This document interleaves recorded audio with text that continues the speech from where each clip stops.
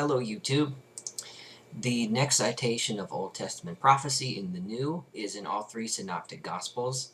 It's in Matthew 11:10, Mark 1:2, and Luke 7:27. I will link to all three Gospel passages, but I'm only going to read from Matthew because the citation is pretty much identical in all three.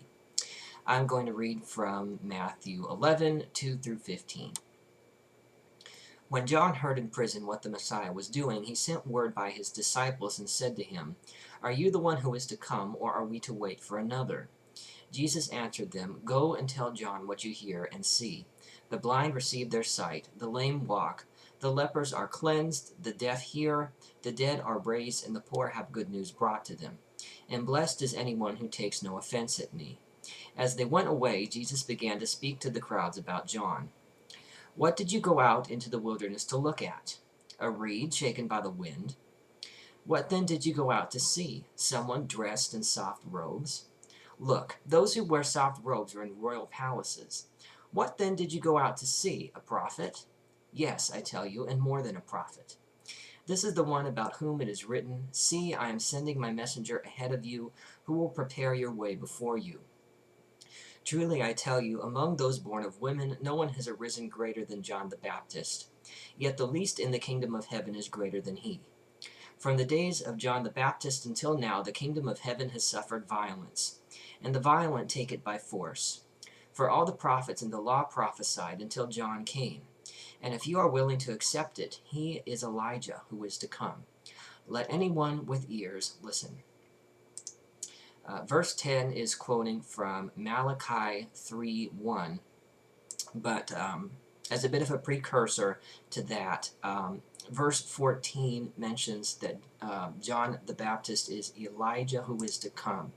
That's a reference, but not a direct citation, to Malachi 4:5 through 6, which says, "Lo, I will send you the prophet Elijah before the great and terrible day of the Lord comes.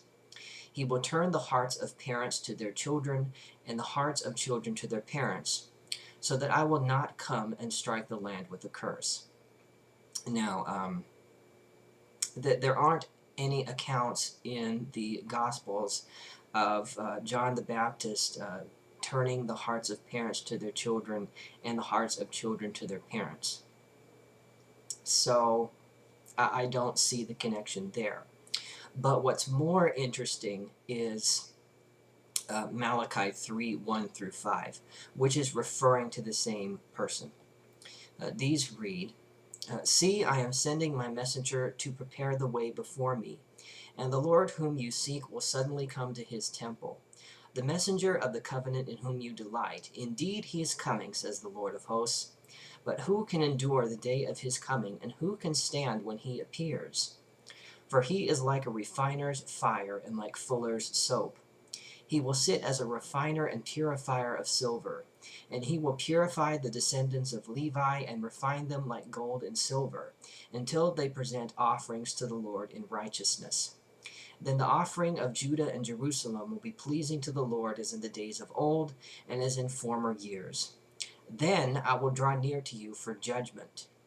I will be swift to bear witness against the sorcerers, against the adulterers, against those who swear falsely, against those who oppress the hired workers in their wages, the widow and the orphan, against those who thrust aside the alien and did not fear me, says the Lord of hosts."